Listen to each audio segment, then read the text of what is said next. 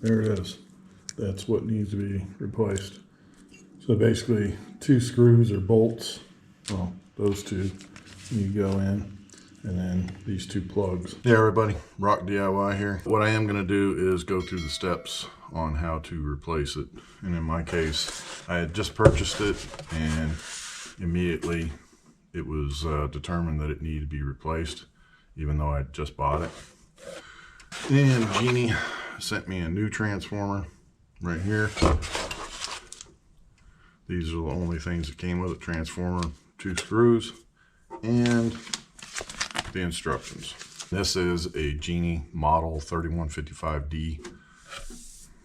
And just to give a little background on what happened with mine, as I removed these 2 screws on the end that removed the housing, I installed it, and then the very next morning when I went out, I could hear a humming noise, and started troubleshooting it, and eventually got to the point of discovering that the transformer needed to be replaced, which is kind of weird that the transformer would be bad right after purchasing it. So what I have to do is get to this piece right here, and there are instructions that tell you how to remove everything. So I have to remove this circuit board, get it out of the way in order to get to the transformer. Some of the tools you'll need: I've got this driver that goes right on these. They're both cross tip, but they're also a hex type screw, and this fits perfectly on it. So I can use that, or I can use a flat tip screwdriver, and I've also got a cross tip Phillips screwdriver in case I need it. What I'm going to do is I'm going to remove this circuit board here. One of the things you do want to do, if you do remove the wires or the connectors, is take a picture so you can see where all the wires were, because there are 4 connectors that are almost exactly the same type. So you want to make sure you put them in the right place. But other than that, the rest of them, the other 2, you can't mess up. So I'm going to take these 2 screws out and then go from there.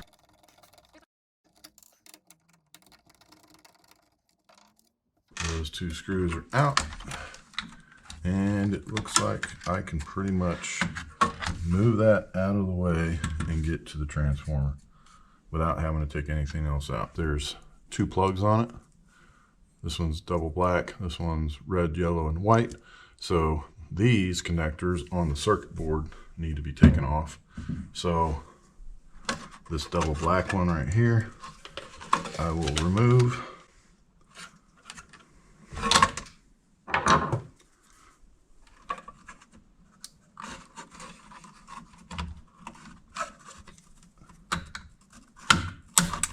Oh, that's nice.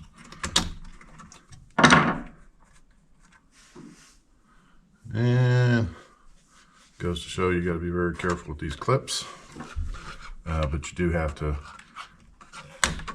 push it out quite a bit in order to get the connector to come off. All right. So those 2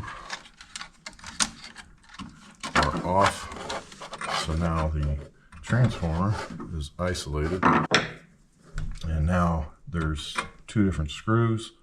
They're actually 2 different types. This one is not slotted on the top, but the other one is. I don't know why they did that, but they did.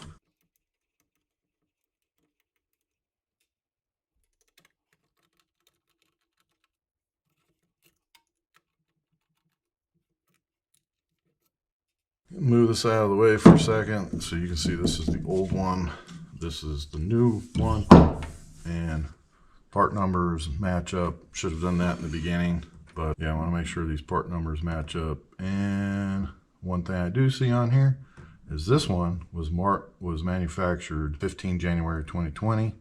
This one was manufactured January 29th of 2023. So this one should definitely be okay compared to this one. So I'm gonna take this one, put it out of the way so I don't accidentally put it on. All right, I've got the new transformer in, and the gold one, the gold screw went on this side, and the silver one went on this side.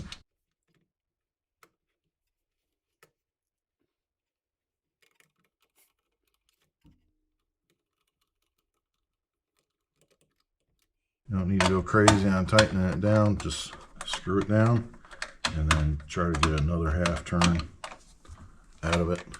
You don't want to strip the threading. All right, so the transformer's in. Put this cable through this way and then lock it onto the circuit board.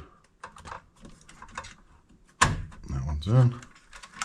And then take this one.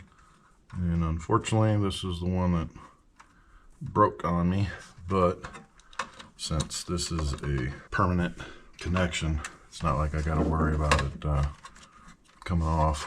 And when you put it back on, you want to make sure this end of the circuit board goes underneath these clips right here.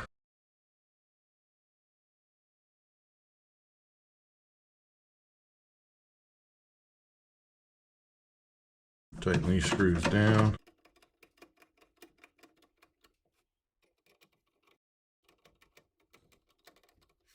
That's it. Transformer's back in. Got all the screws in. Only really involved 4 screws on the inside. Didn't have to mess with anything over here. Didn't have to mess with the motor or this other circuit board here. Now just need to put the housing back over it and reinstall it on my garage door. When you do put it back together, you do want to make sure that you pull your antenna out. Otherwise it's going to be trapped in there and then you're going to have to take it back off. For the housing itself, it's only these 2 screws on the ends. And then as far as your lenses that go over the bulbs, there's 2 more screws that go on each side to put the light covers on for this specific model.